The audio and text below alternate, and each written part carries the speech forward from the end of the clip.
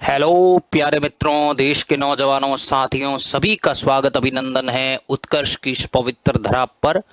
Most welcome, most welcome. Newton का गुरुत्व और न्यूटन का जड़त्व मिलकर बनते हैं द्रव्यमान और घनत्व। फेराडे का प्रेरण और प्लांक का क्वांटम मिलकर करते हैं आप सभी का सुस्वागतम, सुस्वागतम। नमस्कार दोस्तों, साथियों, स्वागत अभिनंदन है भौतिक विज्ञान की इस कड़ी में। जैसा कि आप सभी देख पा रहे हैं, सरल रेखीय गति के अंदर हम बहुत सी बातों पर टिप्पणी चर्चा कर चुके हैं और भी हम क्वेश्चन कर रहे हैं। जैसा कि विदित है आपको, हम पाठ्य पुस्तक प्रश्न उदाहरण हम कर चुके हैं। प्रश्नों पर हमारी चर्चा प्रारंभ होने वाली। कौन कौन तैयार है मेरे साथ कांधे से कांधा मिलाकर चलने को? हाथ खड़ा करें। चलिए, लगभग सभी तैयार है, बहुत अच्छे। तो सरल रेखीय गति के पड़ाव को हम आगे बढ़ाते हैं और पाठ्य पुस्तक प्रश्नों पर आराम से बढ़िया चर्चा करते हैं। कोई भी मित्र इन प्रश्नों को अगर बार बार देखेगा तो मित्रों, वादा है आप इसमें बहुत अच्छा कर पाएंगे। चलो, ये गैलीलियो जी का सब हम कर चुके हैं। रूलर वूलर यहां से देखिए, एक उदाहरण बाकी है, वो उदाहरण भी हम करेंगे। पाठ्य पुस्तक प्रश्न आ रहा है 3.1। क्या सिखाना चाह रहा है हमें? जरा सुनिएगा, जरा सुनिएगा क्या कहना चाह रहा है। देखें, ये कह रहा है कि नीचे दिए गए गति के कौन से उदाहरणों में वस्तु को लगभग बिंदु वस्तु माना जा सकता है। और चलिए, पहले बिंदु वस्तु का कॉन्सेप्ट सुन लो। बिंदु वस्तु का मतलब है कि एक ऐसी वस्तु जो अपने आकार में अत्यंत छोटी दिखाई देती हो, भली वो आकार में बहुत बड़ी हो, परंतु अगर हम उसे दूरस्थ स्थान से अगर देखते हैं तो वस्तु अगर आकार में छोटी दिखाई देती है, या वस्तु की दो स्थानों के बीच में दूरी बहुत अल्प होती है, या वस्तु का मैं कहूँगा द्रव्यमान न्यूनतम होता है, या वस्तु का मैं कहूँगा आयतन कम होता है, या मैं कहूँगा बिंदु बहुत ही एक पॉइंट शेप का ऑब्जेक्ट होता है, तो उसे बिंदु वस्तु कहते हैं। अगर इन सभी कारकों में से, इन सभी फैक्टर में से अगर कोई भी परिभाषा सामने आ रही है तो उसे हम क्या नाम देंगे? बिंदु वस्तु का दर्जा हम देंगे। समझ आ गई बात? बेहतरीन। तो अब हमें कह रहा है कि नीचे दिए गए गति के कौन से उदाहरणों में से किसी वस्तु को बिंदु वस्तु माना जा सकता है। तो पहला है, दो स्टेशनों के बीच बिना किसी झटके के चल रही कोई रेलगाड़ी। तो क्या रेलगाड़ी को बिंदु वस्तु माना जा सकता है? मैं कहूंगा हाँ, माना जा सकता है। पूछो क्यों? इसलिए क्योंकि मित्रों, मान लीजिए मैं कहूंगा एक जो स्टेशन है वो है कन्याकुमारी, एक स्टेशन है जम्मू कश्मीर। ठीक है, कश्मीर से कन्याकुमारी तक कोई रेलगाड़ी चल रही है। बीच में राजस्थान में KR चावड़ा सी खड़े हैं, वो रेलगाड़ी को देख रहे हैं। तो बताइए, इतने बड़े प्लेटफॉर्म या इतनी बड़ी दूरी के ऊपर अगर कोई रेलगाड़ी चलेगी तो वो तो मुझे बिंदु आकार की ही दिखाई देगी, क्योंकि वो दो स्टेशन कहाँ हैं हमें नहीं पता। हम ये मान के चल रहे हैं कि दोनों स्टेशनों के बीच में दूरी बहुत ज्यादा है, और उस दूरी की तुलना में आंसर देना है, तुलना में उस दूरी की तुलना करते हुए जो रेलगाड़ी है, जो ट्रेन है, वो अपने आकार को छोटा रखेगी या छोटा दिखाई देगा। हालांकि रेलगाड़ी का आकार बहुत बड़ा है, पर मनुष्य की आंखों में उस वस्तु का जो आकार है वो हमें बहुत छोटा या बहुत ही स्मॉल दिखाई देगा। इसको अपन कहेंगे बिंदु वस्तु। तो रेलगाड़ी को बिंदु वस्तु माना जा सकता है। ओके। तो मैं व्याख्या कैसे करूंगा? मैं कहूंगा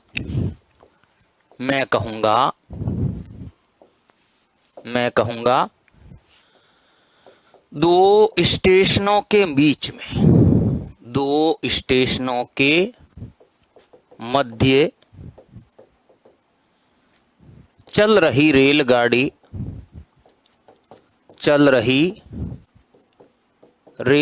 को, दो स्टेशनों के मध्य चल रही रेलगाड़ी को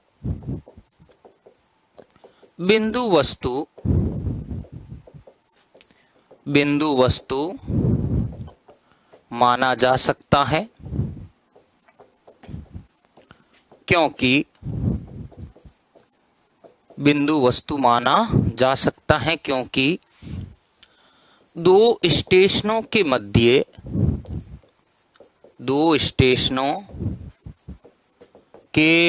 आपेक्षिक दूरी, दो स्टेशनों के मध्य आपेक्षिक दूरी क्या होगी? क्योंकि दो स्टेशनों के मध्य आपेक्षिक दूरी अधिक होने के कारण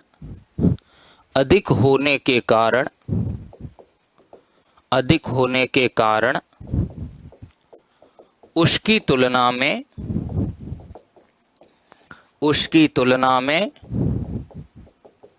रेलगाड़ी की लंबाई या दूरी, मैं कहूंगा रेलगाड़ी की लंबाई अत्यल्प है। उसकी तुलना में रेलगाड़ी की लंबाई क्या है? अत्यल्प है। मैं कहूंगा अतः रेलगाड़ी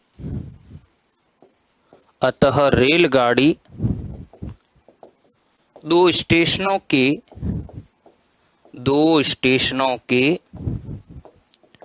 मध्य दूरी की तुलना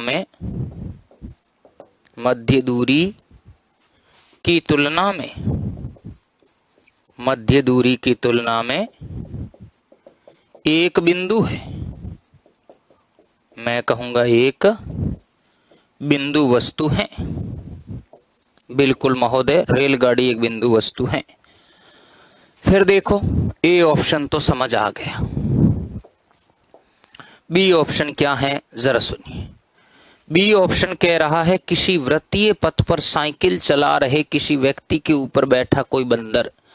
तो अगर किसी वृत्तीय पथ पर, मैं कहूंगा, कोई साइकिल चला रहा है कोई व्यक्ति और उसके ऊपर बंदर बैठा है, तो मुझे बताओ वो जो दूरी तय होगी एक व्यक्ति के द्वारा, उसकी तुलना में बंदर की जो लंबाई है या बंदर के द्वारा जो तय किया गया पथ है वो कम होगा या बंदर का आकार छोटा होगा, तो हम बंदर को बिंदु वस्तु मान सकते हैं। समझ आया? मैं कहूंगा एक वृत्तीय पथ पर क्या है, कोई व्यक्ति के ऊपर बैठा है बंदर, क्योंकि उस कंडीशन में जो बंदर है मित्रों, उस जो तय की गई दूरी है, वो दूरी किसने तय की? जो साइकिल सवार है उसने तय की, बंदर ने तय नहीं की। हालांकि बंदर उसी के ऊपर बैठा है, पर बंदर भी तय कर रहा है, परंतु जो कार्य किया है, जो ऊर्जा की खपत हुई है, वो व्यक्ति की हुई है। तो उस दूरी की तुलना में हम बंदर के आकार को, बंदर के द्वारा तय की गई दूरी को हम नगण्य मान सकते हैं। इस कारण अगर बंदर बैठा है तो उसको अपन बिंदु वस्तु कह सकते हैं। मैं कहूंगा जो बी ऑप्शन है वो क्या है? बी ऑप्शन है मेरा, बी ऑप्शन है कि किसी साइकिल सवार द्वारा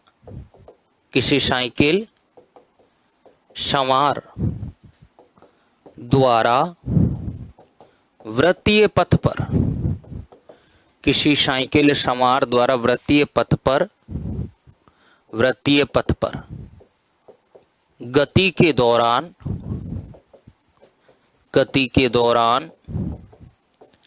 तय की गई दूरी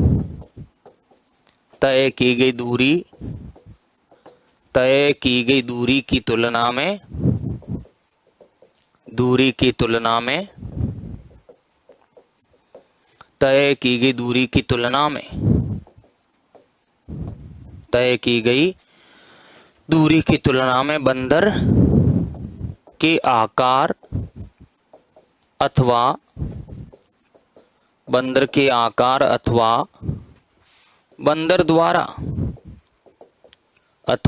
द्वारा तय दूरी अल्प या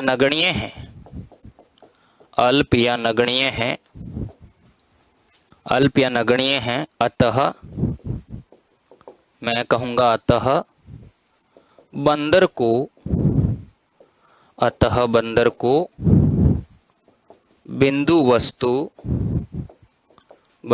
बिंदु वस्तु माना जा सकता है।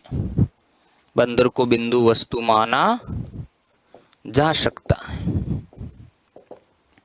क्या ये क्लियर हुआ? बेहतरीन बेहतरीन बेहतरीन। चलिए, फिर ये कह रहा है कि जमीन से टकराकर तेजी से मुड़ने वाली क्रिकेट की कोई फिरकती गेंद। ये थोड़ा सा कॉन्सेप्ट है कि जमीन से कोई टकराई तेजी से मुड़ने वाली क्रिकेट की और फिरकती स्पिन करती हुई गेंद, तो आप देखोगे कि बॉल जैसे ही जाएगी और जमीन से टकराएगी तो आप देखोगे कि जमीन से टकराने के बाद बॉल ज्यादा दूरी तय नहीं करती है, ठीक है ना। अगर वो दूरी ज्यादा तय करती तो हम उसे बिंदु वस्तु मान लेते, परंतु वो टकराने के बाद स्पिन करके वहीं पर रुक जाती है। तो ऐसी अवस्था में उस गेंद को बिंदु वस्तु नहीं माना जा सकता, क्योंकि टकराने के बाद क्रिकेट बॉल के द्वारा जो तय की गई दूरी है, हाँ तय की गई दूरी है, वो बहुत अल्प होती है, और यदि ये ज्यादा होती तो हम इसे बिंदु वस्तु अवश्य कहते। इसलिए जमीन से टकराकर तेजी से मुड़ने वाली क्रिकेट की कोई स्पिन करती हुई गेंद को बिंदु वस्तु नहीं मान सकते हैं। क्या ये समझ आया? जरा जरा जरा मैं कहूंगा, जमीन से टकराकर फिरकती हुई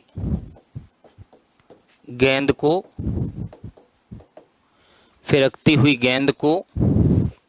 बिंदु वस्तु, फिरकती हुई गेंद को, जमीन से टकराकर फिरकती हुई गेंद को बिंदु वस्तु नहीं माना जा सकता है, नहीं माना जा सकता है, क्योंकि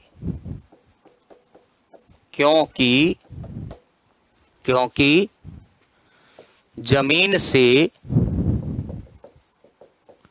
टकराने के पश्चात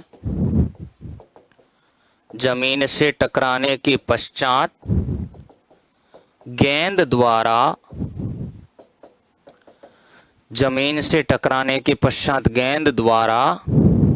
तय की गई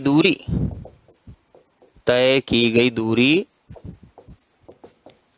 गेंद की तुलना में जो है वो गेंद की तुलना, मैं कहूंगा टकराने के पश्चात गेंद द्वारा तय की गई दूरी बहुत अल्प होती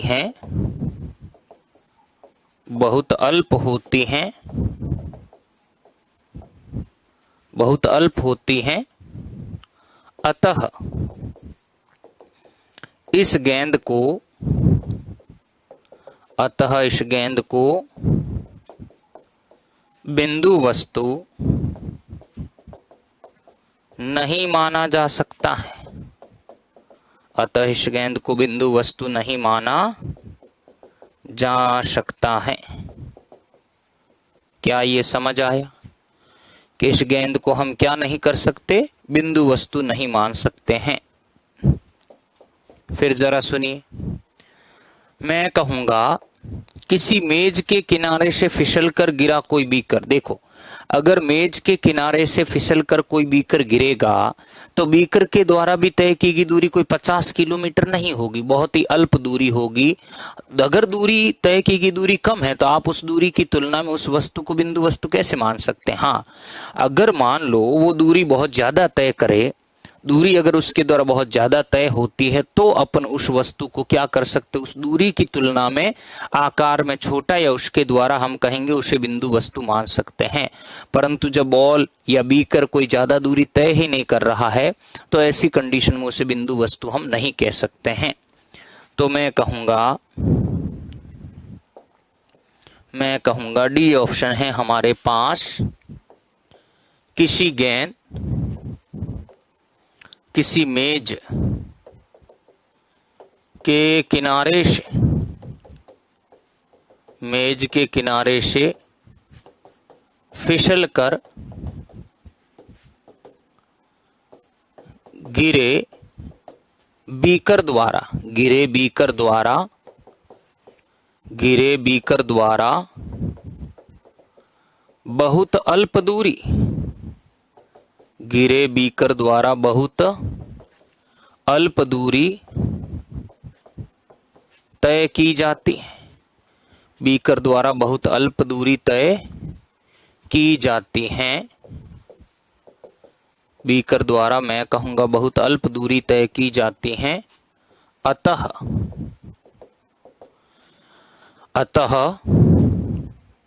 बीकर को बिंदु वस्तु नहीं माना जा सकता है। बीकर को बिंदु वस्तु नहीं माना जा सकता है। क्या ये समझ आया कि मेज के किनारे से अगर कोई फिसल गया है बीकर और बीकर बहुत अल्प दूरी तय कर रहा है तो बीकर को हम बिंदु वस्तु नहीं मान सकते हैं। बताइए क्या ये लॉजिक समझ आया कि नहीं आया? क्या ये लॉजिक समझ आया कि नहीं आया? बताइए जरा जल्दी से।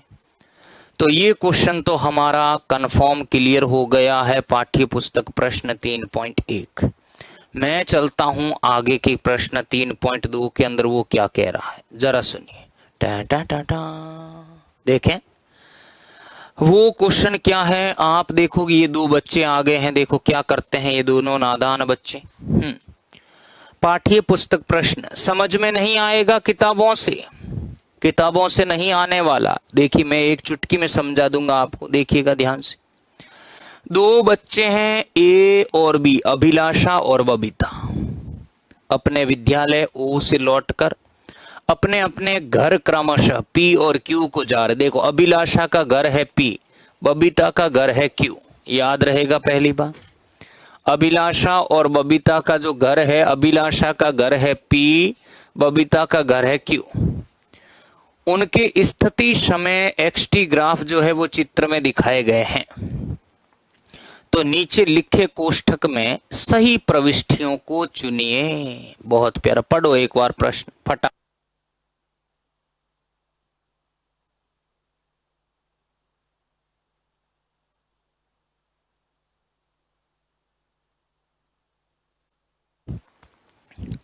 पढ़ लिया? तो नीचे लिखे कोष्ठक में सही प्रविष्टियों को चुनिए। इनका XT ग्राफ भी दिखा देता हूं एक बार। ये इनका ग्राफ है। ओके, तो ये कह रहा है सही प्रविष्टियों को चुनिए, मतलब B जो है वो A की तुलना में, A जो है वो B से विद्यालय निकट है। इसका मतलब पता है, B/A मतलब B A की तुलना में और A/B मतलब A B की तुलना में, दोनों को तुलनात्मक रूप से B A की तुलना में A B से विद्यालय से निकट रहता है। हमें बताना ग्राफ को देखते हुए। तो सबसे पहले तो क्वेश्चन पढ़ो, फिर ग्राफ देखो, तभी समझ आएगा। ये क्वेश्चन थोड़ा टेढ़ा है, ये क्वेश्चन थोड़ा सा टेढ़ा पर है बहुत आसान। विस्थापन समय वक्र हमें दिया गया है, विस्थापन समय वक्र हमें दिया गया है। मैं इसका करने जा रहा हूं सॉल्यूशन, मैं इसका करने जा रहा हूं सॉल्यूशन। देखिए वो क्या है। पहला पॉइंट ये है कि जो B है वो A की तुलना में A B से विद्यालय से निकट रहता है। B जो है वो A की तुलना में, A जो है वो B से विद्यालय से निकट रहता है। हमें बताना है B A की तुलना में। पहला कह रहा है B A की तुलना में, B A की तुलना में A B से विद्यालय के निकट रहता है, विद्यालय के निकट रहता है। हमें बताना है विद्यालय के निकट रहता है, बताना है। देखिए क्या है ये कि B A की तुलना में A B से विद्यालय के निकट रहता है। हमें बताना है कैसे। तो B A की तुलना में A B के विद्यालय से निकट रहता है। हमें देखना है, तो डायग्राम देखो ये O तो यहां से शुरू कर रहा है, B अपनी गति यहां से शुरू कर रहा है, A का घर ये है, बी का घर जो है वो यहाँ है। मुझे एक बात बताओ, ए को तो इतनी ही दूरी तय करनी पड़ेगी और बी को आप देख रहे हो ये दूरी और ये दूरी, तो बताइए किसको ज्यादा दूरी तय करनी पड़ेगी, मुझे बताओ। तो ऐसी कंडीशन में मैं कहूंगा बी को घर पहुंचने में ज्यादा दूरी तय करनी पड़ेगी, अतः मैं कहूंगा बी विद्यालय से दूर रह रहा है और ए का जो घर है वो विद्यालय के पास में। नहीं आया? अरे ए का घर तो बहुत नजदीक है, बी यहाँ पर है, क्यू यहाँ पर है, तो बी का घर बहुत दूर है ना, तो बी को चलने में या बी को घर पहुंचने में बहुत ज्यादा दूरी तय करनी पड़ेगी ए की तुलना में। आ गया समझ में? क्या ये समझ आया? तो बी ए की तुलना में ए बी के विद्यालय से निकट रहता है और विद्यालय कहाँ है? ओ है। तो मैं कहूंगा सीधा लैंग्वेज में लिखना है, सीधा लैंग्वेज में लिखना है। मैं कहूंगा हाँ, दिए गए विस्थापन समय वक्र, दिए गए विस्थापन समय वक्र के अनुसार, दिए गए विस्थापन समय वक्र के अनुसार क्या हो रहा है? विस्थापन समय वक्र के अनुसार ए का घर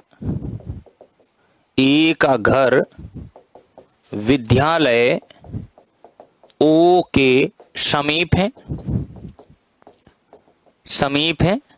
जबकि बी का घर विद्यालय ओ से अधिक दूरी पर है, विद्यालय ओ से अधिक दूरी पर है, अधिक दूरी पर है। मैं कहूंगा अतः बी को कहां पहुंचना? बी को विद्यालय ओ से घर क्यू पर पहुंचने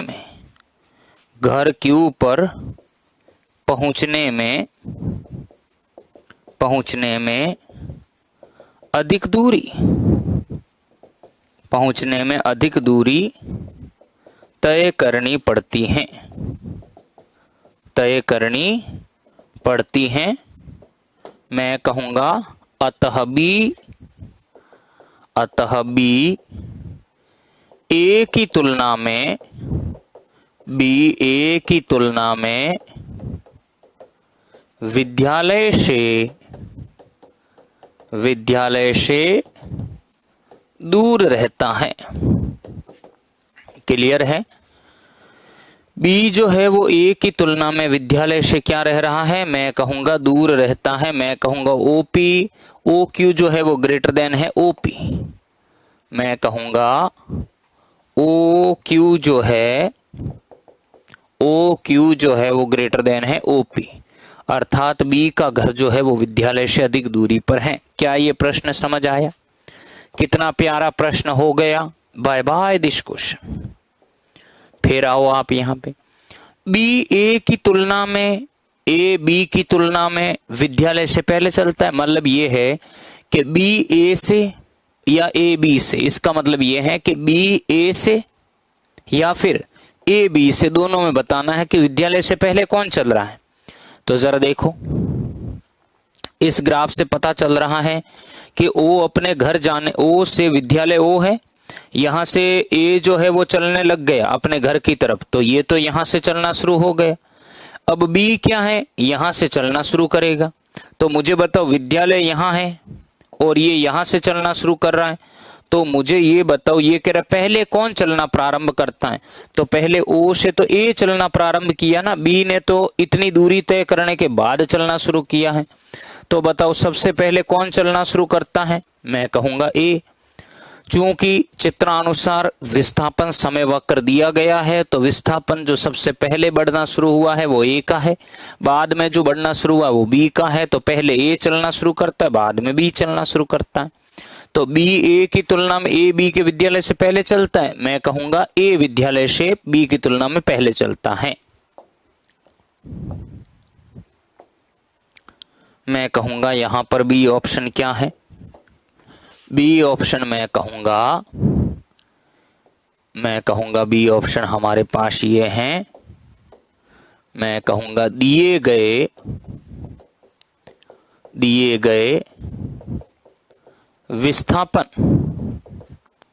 विस्थापन समय वक्र के आधार पर, विस्थापन समय वक्र के अनुसार, दिए गए विस्थापन समय वक्र के अनुसार मैं कहूंगा छात्र ए विद्यालय से पहले चलना प्रारंभ करता है। छात्र ए जो है वो विद्यालय से पहले चलना प्रारंभ करता है, पहले चलना प्रारंभ करता है, जबकि छात्र बी विद्यालय से ए के पश्चात, मैं कहूंगा विद्यालय से ए के पश्चात चलना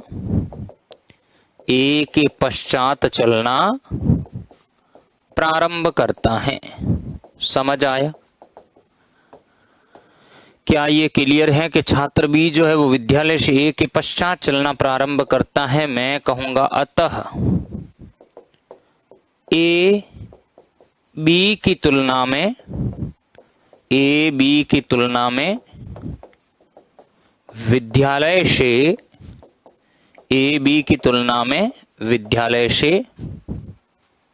पहले चलना प्रारंभ करता है। क्या ये क्लियर है कि ए बी की तुलना में क्या है, विद्यालय से पहले चलना प्रारंभ करता है? ये है मेरे पास बी ऑप्शन।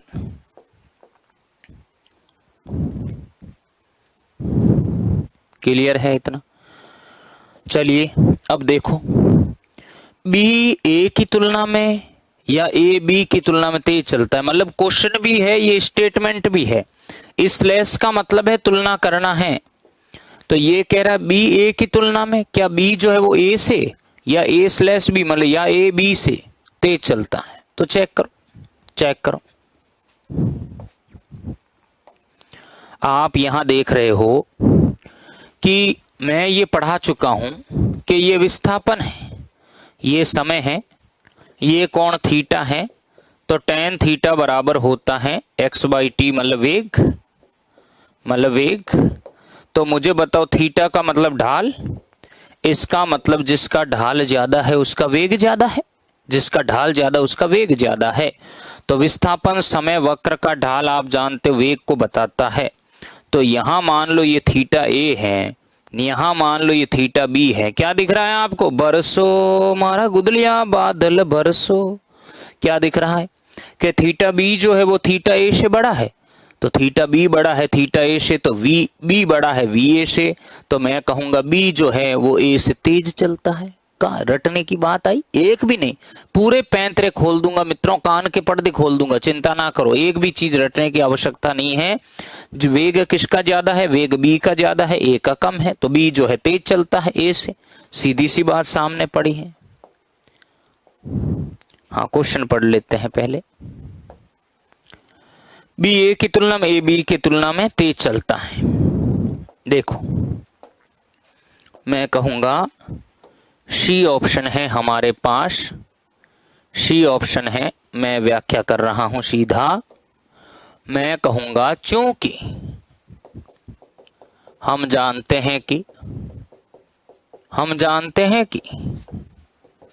विस्थापन समय वक्र, हम जानते हैं कि विस्थापन समय वक्र, हम जानते हैं कि विस्थापन समय वक्र का ढाल कण के वेग को दर्शाता है।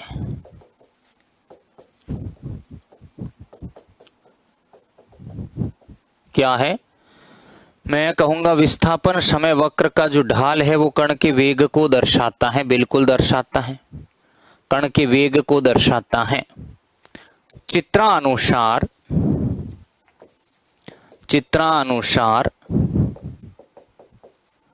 छात्र बी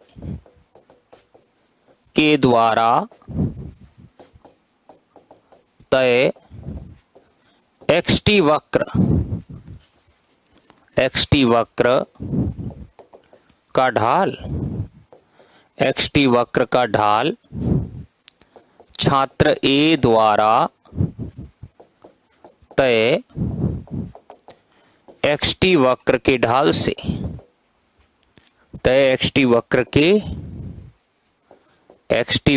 ढाल से अधिक है। एक्सटी वक्र के ढाल से क्या है? अधिक है। मैं कहूंगा छात्र ए द्वारा जो तय एक्सटी वक्र के ढाल से क्या है? अधिक है। छात्र बी के द्वारा तय एक्सटी वक्र का ढाल छात्र ए के द्वारा तय एक्सटी वक्र के ढाल से क्या है? अधिक है। अधिक है तो मैं कहूंगा थीटा बी जो है वो ग्रेटर देन है थीटा ए, तो हो जाएगा v b greater than v. तो मैं कहूंगा अतः छात्र बी का वेग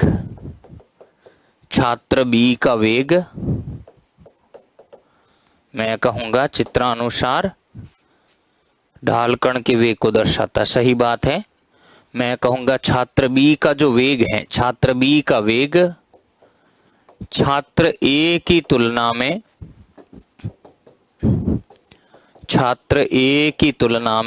अधिक है। छात्र ए की तुलना में अधिक है।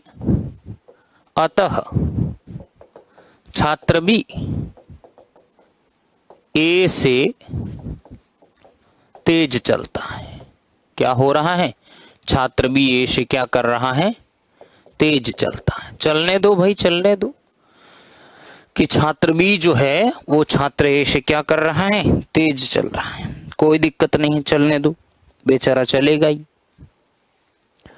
क्या यहां तक समझ आया? कितना प्यारा देखो क्वेश्चन है। एक एक पॉइंट को मैंने शब्दों में पिरो दिया है। इसके सी ऑप्शन हो गया। अब देखो ए और बी घर एक ही या भिन्न समय पर पहुंचते हैं। मतलब ये क्वेश्चन कह रहा है कि ए और बी क्या घर जो पहुंच रहे हैं वो एक ही समय पर पहुंच रहे हैं या भिन्न भिन्न समय पर पहुंच रहे हैं।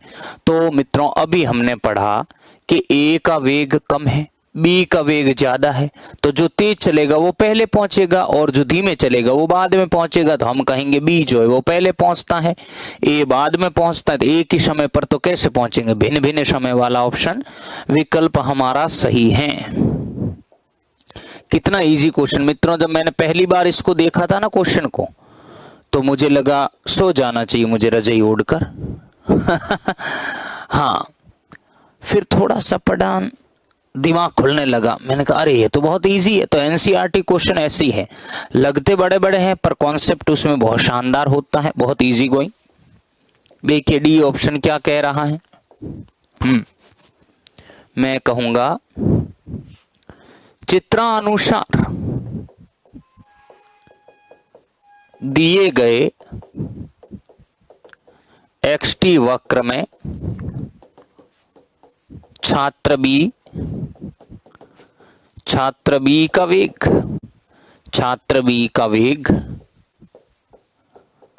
छात्र ए के वेग से अधिक है। छात्र ए के वेग से अधिक है। क्या है? छात्र बी का जो वेग है वो छात्र ए के वेग से अधिक है। मैं कहूंगा वी बी ग्रेटर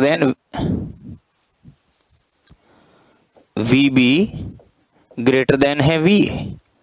अतः स्पष्ट है कि छात्र बी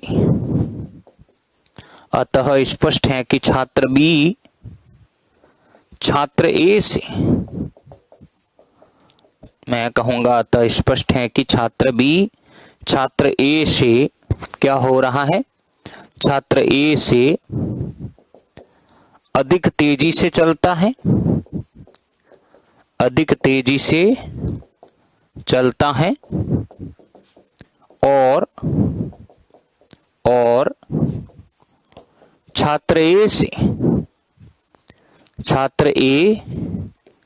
से भिन्न समय पर, छात्र ए से भिन्न समय पर घर पहुंचता है। क्या ये समझ आया?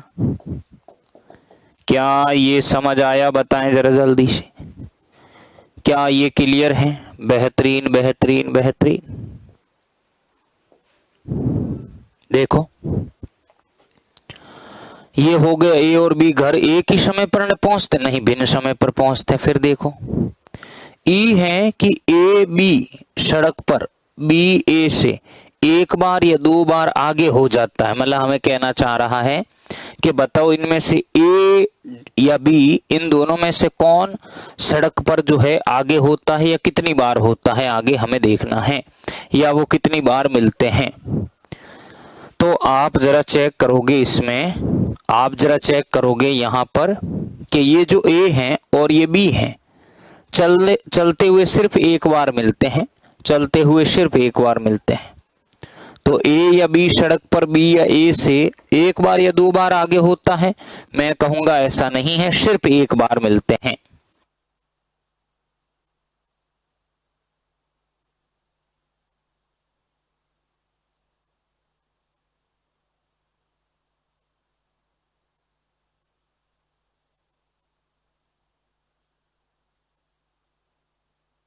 क्या ये क्लियर है?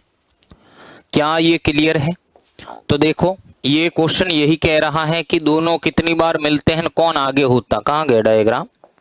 ये क्वेश्चन यही कह रहा है कौन कितनी बार मिलता है, कौन आगे होता। देखो तो ए और बी क्या दो बार मिल रहे हैं? नहीं, एक ही बार मिलते हैं, पर एक ही बार में जो बी होता है फिर ए से आगे हो जाता है। एक बार प्रतिच्छेदन बिंदु पर मिलेंगे, फिर बी जो है वो आगे हो जाए। क्यों होगा आगे? क्यों? बी का वेग ज्यादा है, बी का वेग ज्यादा है इसलिए वो आगे हो जाएगा, रटने की कोई बात ही नहीं है। तो देखिए मैं कहूंगा ई ऑप्शन जो है, यहां मैं कहूंगा दिए गए एक्सटी वक्र के अनुसार, दिए गए एक्सटी वक्र के अनुसार क्या है, दिए गए एक्सटी वक्र के अनुसार बी, मैं कहूंगा बी क्या कर रहा है, बी एवं ए, बी एवं ए गति के दौरान, गति के दौरान सिर्फ एक बार, सिर्फ एक बार क्या होते हैं, बी एवं ए गति के दौरान सिर्फ एक बार क्या करते हैं, एक बार प्रतिच्छेद बिंदु पर, एक बार प्रतिच्छेद बिंदु पर, एक बार प्रतिच्छेद बिंदु पर मिलते हैं, प्रतिच्छेद बिंदु पर मिलते हैं कि सिर्फ एक बार क्या है, प्रतिच्छेद बिंदु पर मिलते हैं। ओके ठीक है, ठीक है, एक बार प्रतिच्छेद बिंदु पर मिलते हैं। फिर क्या हो रहा है, सिर्फ एक बार प्रतिच्छेद बिंदु पर मिलते हैं, तत्पश्चात बी का वेग अधिक होने के कारण, बी का वेग अधिक होने के कारण, बी का वेग अधिक होने के कारण, अधिक होने के कारण, तत्पश्चात बी का वेग अधिक होने के कारण क्या हो रहा है, बी का वेग अधिक होने के कारण छात्र ए से, मैं कहूंगा तत्पश्चात बी का वेग अधिक होने के कारण छात्र ए से आगे निकल जाता है। तो मिलेंगे एक बार ही, बार बार नहीं। क्या ये क्लियर हुआ? बहुत प्यारा प्रश्न, शानदार तरीके से हमने इसको पूर्ण कर दिया है एक एक क्वेश्चन को। तो पाठ्य पुस्तक प्रश्न 3.2 जो बहुत टफ लगता है आपको, हमने कंप्लीट किया। क्या मैं आगे बढ़ूं? बताएं।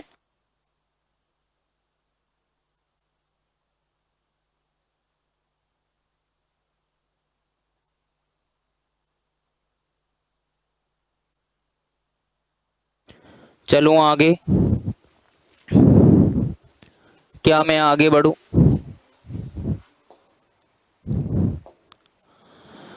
तो 3.2 तो हमारे पास क्लियर हो गया है। शानदार तरीके से हमने इस क्वेश्चन की व्याख्या की। अब आओ, ये क्या कहना चाह रहा है महिला जी क्या कहना चाह रहा है, देखिएगा।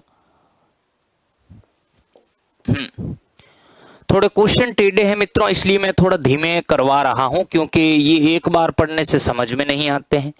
और आगे वाले जो क्वेश्चन है आपेक्षिक गति पर बहुत टेढ़े हैं, बहुत ज्यादा यूं थोड़े से टिपिकल है, तो इसलिए थोड़ा सा धीमे करवा रहा हूं ताकि कोई भी विद्यार्थी वंचित ना रहे इस लाभ से। एक महिला अपने घर से प्रातः 9 बजे 2.5 किलोमीटर दूर अपने कार्यालय के लिए सीधी सड़क पर 5 किलोमीटर प्रति घंटा की चाल से चलती हैं। ठीक है, सीधी सड़क पर चलती हैं 5 किलोमीटर प्रति घंटा की चाल से। वहां वह स्वयं 5 बजे तक रहती है। क्लियर है?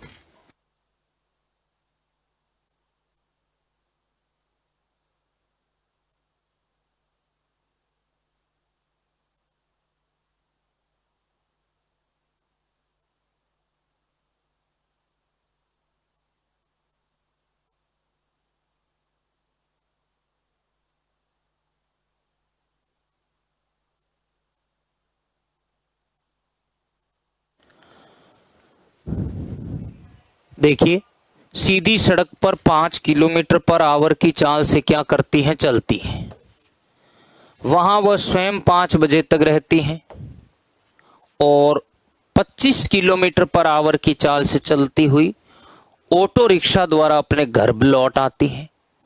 उपयुक्त पैमाना भी चुनिए और उसकी गति का विस्थापन समय वक्र बनाना। देवा कैसा प्रश्न है!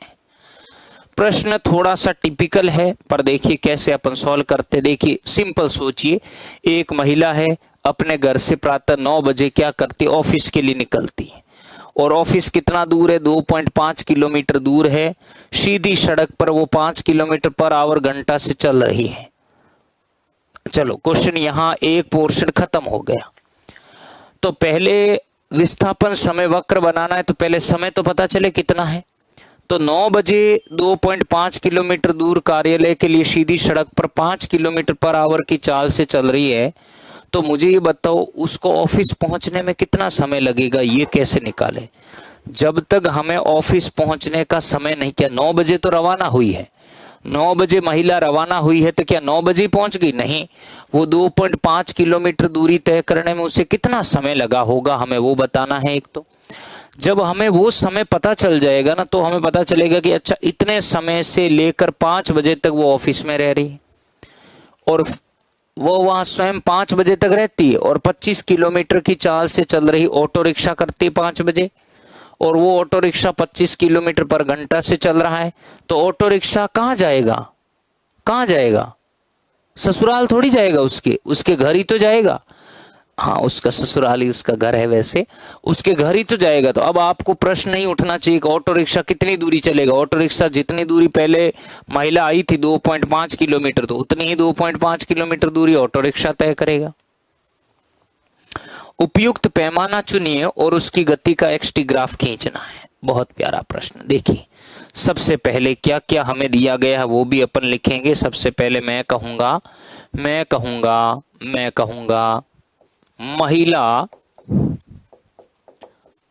महिला द्वारा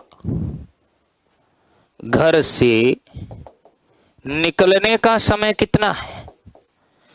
मैं कैसे पूछूं ये सवाल, मारो मनड़ो भारी। निकलने का समय कितना है?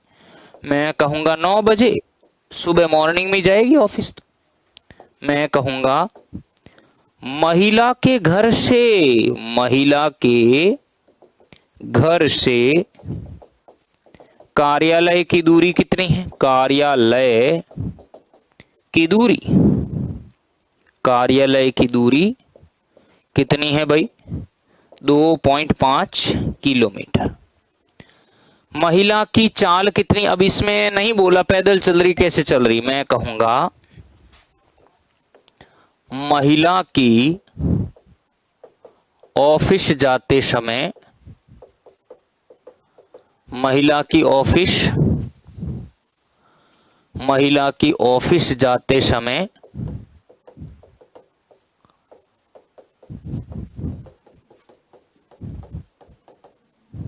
महिला की ऑफिस जाते समय मैं कहूंगा चाल।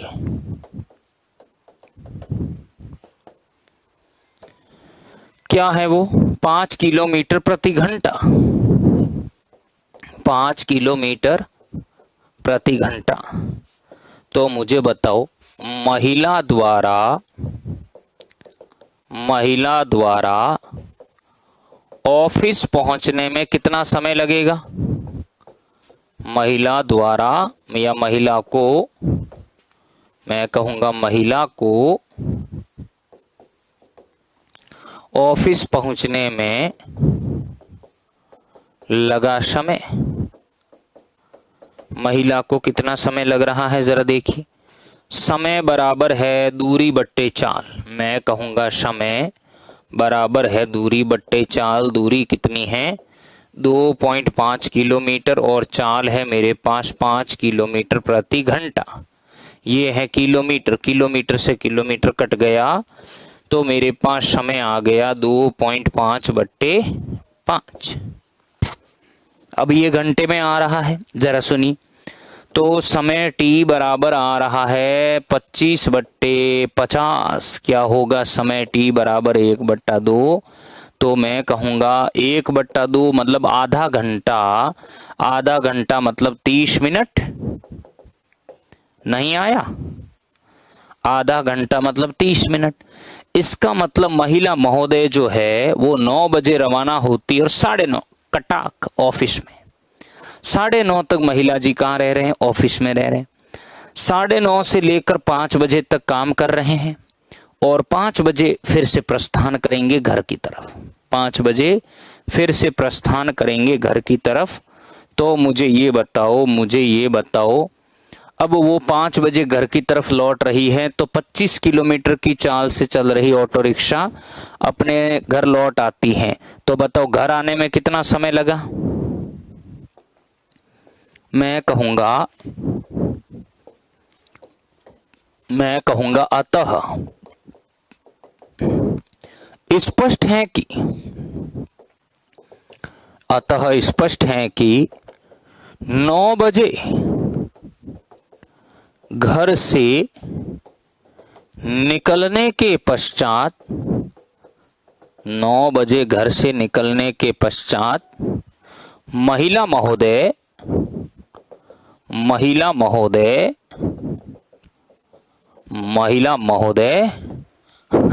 आधा घंटा, महिला महोदय 30 मिनट पश्चात अर्थात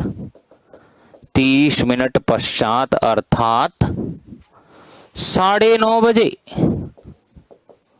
9 बजे ऑफिस या कार्यालय पहुंच जाते हैं।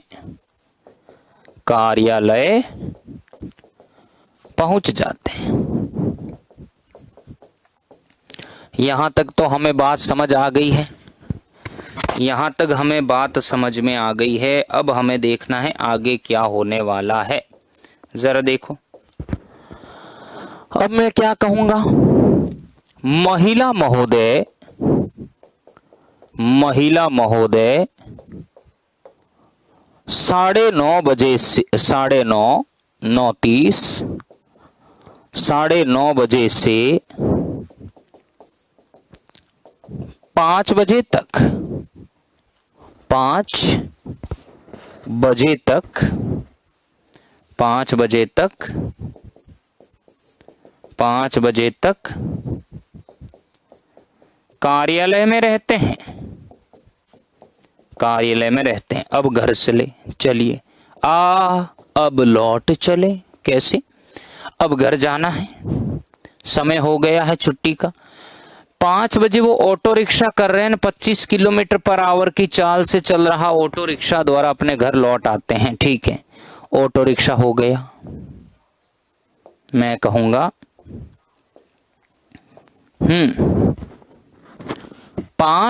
मैं कहूंगा अब महिला महोदय क्या कर रहे हैं? महिला महोदय 5 बजे ऑटो रिक्शा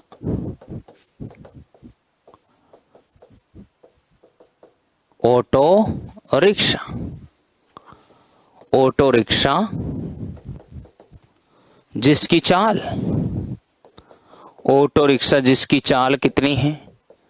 जिसकी चाल 25 किलोमीटर प्रति घंटा है, से घर की तरफ प्रस्थान करती है। घर की तरफ प्रस्थान, चलो भाई प्रस्थान किया या प्रस्थान करती है, यहां तक समझ आ गया। तो अब घर की दूरी तो वही रहेगी ना, ऐसा थोड़ी सुबह अलग थी शाम को अलग थी। तो मैं कहूंगा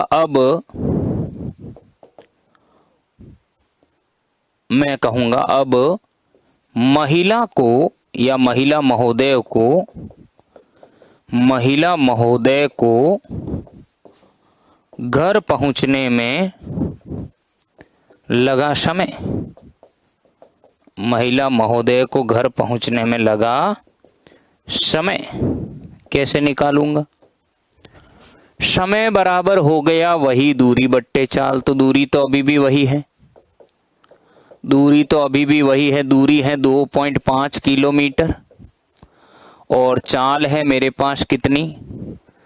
चाल है मेरे पास, मैं कहूंगा चाल है मेरे पास कितनी? 25 किलोमीटर प्रति घंटा। 2.5 है दूरी और चाल है 25 किलोमीटर प्रति घंटा। ठीक है, 2.5 बट्टे 25 कितना आएगा? ये आवर में चला गया, ये मेरे पास हो गया 10। क्या हो जाएगा बताइए जरा? समय बराबर हो गया मेरे पास 25 से 25 कट गया। ओके, तो 2.5 और ये 25 किलोमीटर पर आवर से चल रहा है। मैं कहूंगा 25 किलोमीटर पर आवर से 2.5 किलोमीटर है। ठीक है, देखिए तो आप देखोगे कि ये आवर में आ रहा है, तो मैं कहूंगा टी बराबर हो गया मेरे पास, ये हो गया 1/10। तो 1/10 मतलब 1/10 घंटा। 1/10 घंटा मतलब मैं कहूंगा 1 घंटा मतलब 60 मिनट बट्टे 10 भच टी बराबर 6 मिनट। ऑटो रिक्शा तो बहुत फास्ट लेकर आया भाई, ऑटो रिक्शा तो बहुत फास्ट लेकर आया है, बहुत शानदार। टी बराबर कितना है? 6 मिनट। आ गया समझ में? तो टी बराबर है मेरे पास 6 मिनट आ गया। अब देखो महिला जी 5 बजे निकले हैं और ऑफिस की छुट्टी होने के बाद क्या घर जाने की बहुत उत्साह न रहती है, इसलिए जल्दी पहुंच गए। 6 मिनट के बाद क्या हो गए? वो घर पहुंच गए। मतलब 5 बजे निकले, 5:06 जो समय है घर पहुंचने का है। मैं कहूंगा अतः महिला महोदय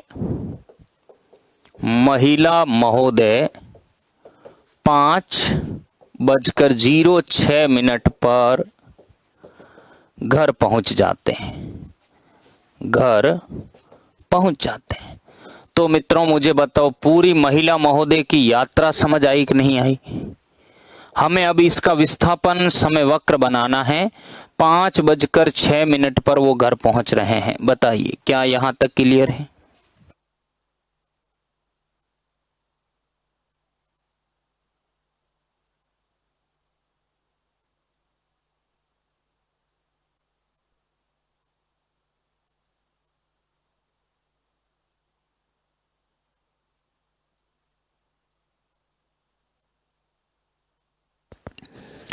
क्या यहाँ तक क्लियर है?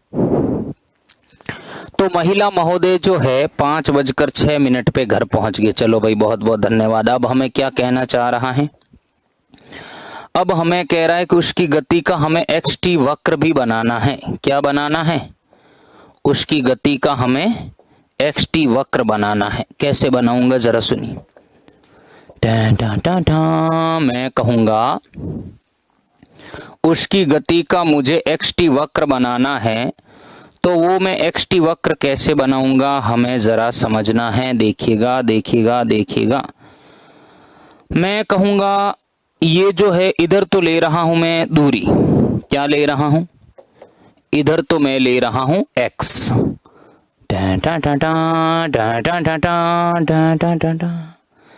इधर मैं ले रहा हूं समय।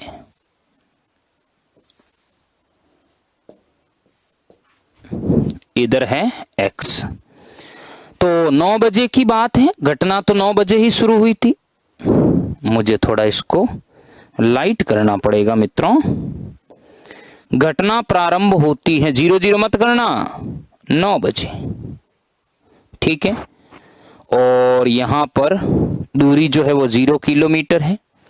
मैं कहूंगा टोटल 2.5 है। ओके ठीक है, ये मैं कहूंगा 0 है। और यहां पर ये मैं कहूंगा करीब हो गया 0.5 किलोमीटर। ये हो गया 1.0 किलोमीटर। ये हो गया 1.5 किलोमीटर। ये हो गया 2.0 किलोमीटर। ये हो गया 2.5 किलोमीटर। इतनी दूरी है, अब ज्यादा तो कहाँ ले जाएंगे, ठीक है। 9 बजे महिला महोदय घर से निकलते हैं। ये चले, वो चल छैया छैया छैया छैया, चल छैया छैया छैया। कितनी दूरी तय करते हैं? 2.5 किलोमीटर दूरी। 2.5 किलोमीटर दूरी तय करके कहाँ पहुंच गए हैं? वो ऑफिस पहुंच गए हैं। पता है ऑफिस पहुंचने में कितना समय लगा था? आप जानते हो, पहले पैदल गए थे। पहले पैदल गए थे तो उनको समय लगा था, आप देख रहे हो कितना समय, 30 मिनट, मतलब 9:30 बजे।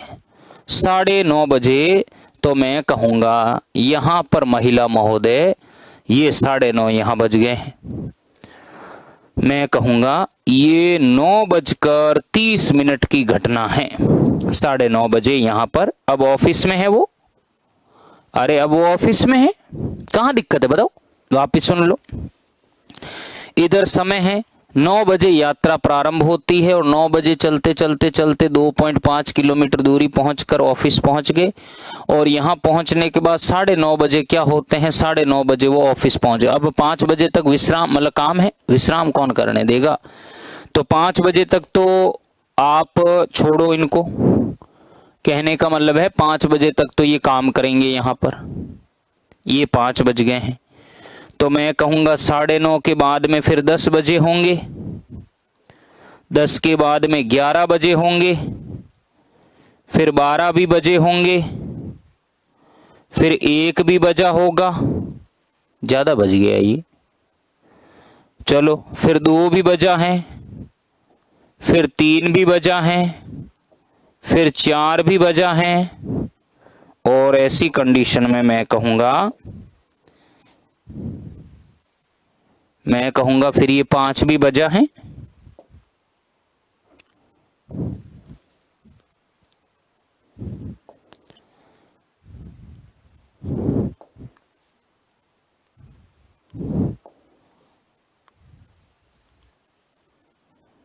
पांच भी बजा है, ठीक है।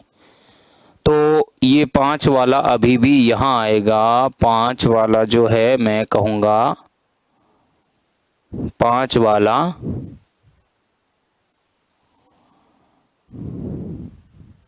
यहां है। क्या हो रहा है यहां पे? ये 5 भी बजा है, ठीक है। तो 5 बजे तक तो वो ऑफिस में रहे हैं। ये 5 बजे तक का टाइम जो है वो इनके ऑफिस का है। 5:06 पर, तो 5 मैं कहूंगा मान लो ये 5:06 का समय है। घर चलो, और वो क्या पहुंच गए हैं यहां से, मैं कहूंगा 5:06 पे क्या पहुंच गए? घर पहुंच गए। बताइए, क्या ये ग्राफ नहीं आया समझ में? कौन है जिसको ये ग्राफ नहीं आया? क्या ये अभी भी नहीं आया? इधर मैंने विस्थापन ले लिया, इधर समय ले लिया, मैडम जी रवाना हुए 9 बजे। 9 बजे चले चले 2.5 किलोमीटर दूरी तय की, 9:30 बजे यहाँ पहुंच गए। जैसे 9:30 ऑफिस पहुंच गए तो अब 5 बजे तक काम किया। ये 5 बज गए, 5 बजे छुट्टी का टाइम है और यहाँ से उन्होंने ऑटो रिक्शा किया है। ऑटो रिक्शा करने के बाद में 5:06 पे वो घर पहुंच रहे हैं। बताइए कहाँ दिक्कत है? वेरी इजी गोइंग, बहुत इजी है। तो चलिए, मैं आशा करता हूं आपको ये कॉन्सेप्ट और ये क्वेश्चन जो है बेहतरीन ढंग से जो है क्लियर हो गया। अब मित्रों, हालांकि समय की बाध्यता है मेरे ऊपर, और भी क्वेश्चन मुझे करवाने हैं, परंतु इस चैप्टर के क्वेश्चन और आगे वाले समतल में गति चैप्टर के क्वेश्चन थोड़े टफ है, इसलिए धीरे धीरे हम आगे बढ़ रहे हैं। आशा करूंगा आपको बेहतरीन तरीके से समझ आ रहे हैं। पाठ्य पुस्तक प्रश्न 3.3 मैंने कर लिया है, डन। शानदार क्वेश्चन। इस सभा को अब विराम देने का आ गया है समय, तो मुझे इस सभा को यहीं विराम देना पड़ेगा। अगली कड़ी में मैं फिर से आपका अभिवादन करूंगा और नेक्स्ट कड़ी के अंदर जो है हम और अच्छे अच्छे क्वेश्चन लेंगे और इसको आगे बढ़ाएंगे। तब तक के लिए मेरा आपसे विनम्र एक ही आग्रह है कि आप इन सभी पाठ्य पुस्तक के प्रश्नों को धमाधम वापस कर लीजिए, और जितना आप वापस करेंगे उतना आप ही सीखेंगे, मैं नहीं। मैंने तो ये मेरी प्रैक्टिस की है, आपकी प्रैक्टिस आपके पास है। ओके मित्रों, तो आज की सभा को यहीं रखते हैं। Thank you, take care, bye bye, जय हिंद।